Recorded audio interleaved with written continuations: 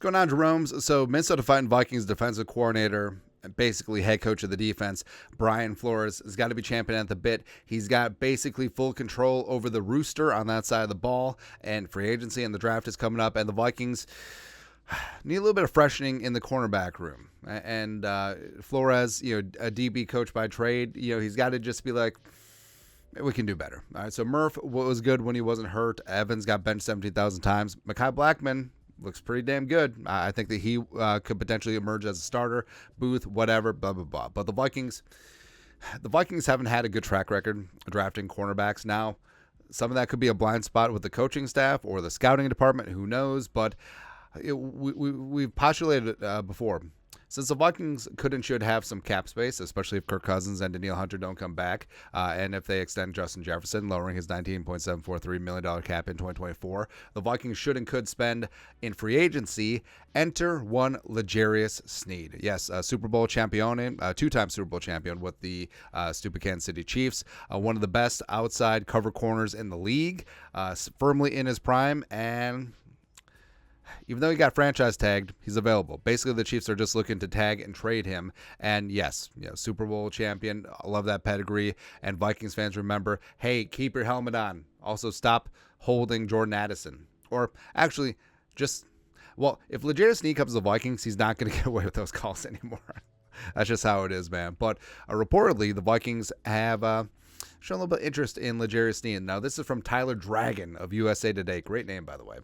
So, multiple teams interested in L'Jarius Sneed. As expected, the Kansas City Chiefs officially placed the franchise tag on cornerback L'Jarius Sneed. Sneed still has permission to seek a trade despite the designation. So, that's what happens all the time with the non-exclusive franchise tag, where it's like, well, teams could negotiate with him and offer sheet and blah, blah, blah, and 2 first-round picks. Never happens. Where basically tag and trade mid-round pick, and the asking price for Sneed is probably in the second-round area. Vikings have done this before. 2020, Unique the freaking Ngakoue got franchise tagged by the Jaguars, traded him, I believe, for a second and a fifth. He came with a fourth, something like that. But blah, blah, blah.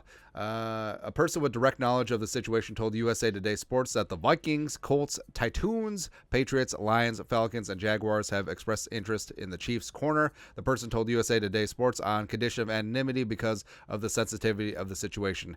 Probably agent. That's what that means. Both sides have until mid-July to finalize the long-term extension or until the NFL's trade deadline to part ways via trade. Sneed is one of the best cover corners in the NFL. According to Next Gen Stats, Sneed allowed no touchdowns and a league low 4 yards per target whilst in zone coverage in 2023. Now, he's very adept at zone. Flores used a lot more zone principles last season than you would expect. Also, he is solid in press man-to-man, a little bit better in off-man, but you know what I mean. But either way, he would be a solid addition to the Vikings. Talk about L'Jarius Sneed today.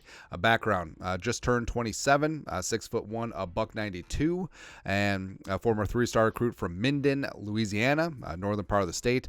Kept his talents in-state, went to Louisiana Tech, go Bulldogs. 3-year starter. Played a little bit of safety, played a little bit of slot, played a little bit of outside corner as well. Combine, since Combine's just fresh on our minds, 9.43 RAS, 4.3740, fast splits as well, 41-inch vert, 11-foot broad jump, physical freak. Getting after it, man. That's right.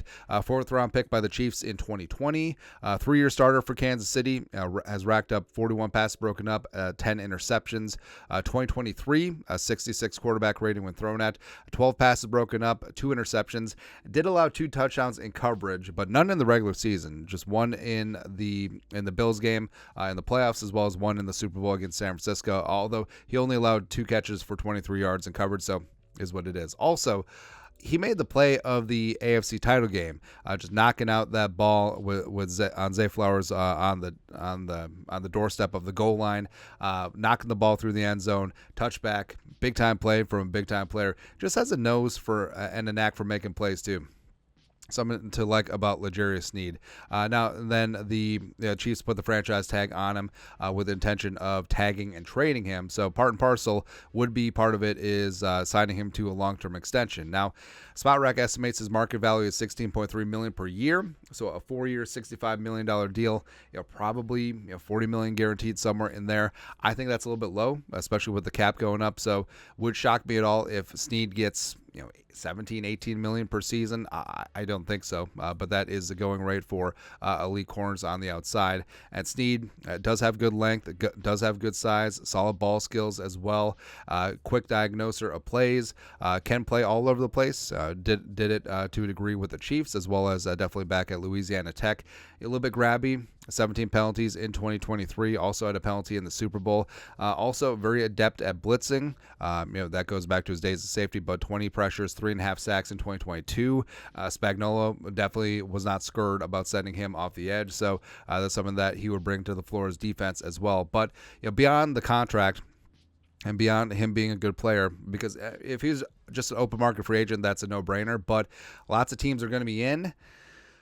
The Vikings don't necessarily have the proper ammo to really go after a trade. Now, first round pick off the table, especially if and when Kirk leaves. The Vikings need that to maneuver to find themselves a quarterback.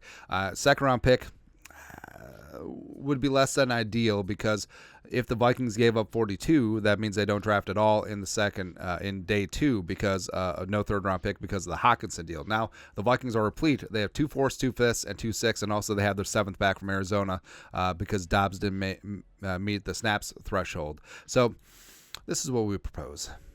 So L'Jarius Sneed and the Chiefs second rounder, number 64 overall. Congratulations. And the Chiefs in the second round get to slide up 20 selections to 42, and also including one of the 4th round picks from this year. So L'Jarius Sneed and 64 for 42 and a 4th round pick. It's the best of both worlds. Let's make a deal. Do we have an accord? But either way, the Vikings definitely need to find themselves more elite talent on the outside. L'Jarius Sneed is versatile. He can play zone. He can play man. He can blitz. He can do all the things. And I think that Brian Flores would absolutely love a versatile champion, winning, solid defensive back on the roster. And the Vikings could and should have the cap space after Kirk and Daniil leaves. Potentially working, extending Justin Jefferson as well. So I say go get it. I mean, Jalen Johnson got tagged. Oh, hell, maybe go after Jalen. I don't know, man. But the Vikings securing one of the better cover corners in the league in free agency would certainly be a big-time win for the defense, as well as a big-time win for general manager Kwesi Adofo-Mensah. But your thoughts are thoughts. L'Jarius Sneed, Vikings interested? Interested for him to keep his helmet on. Let us know your thoughts and our thoughts in the comment section below. Subscribe for daily Vikings takes. Want to support the work? Put a little something in the Venmo. But till next time, Skol, production value.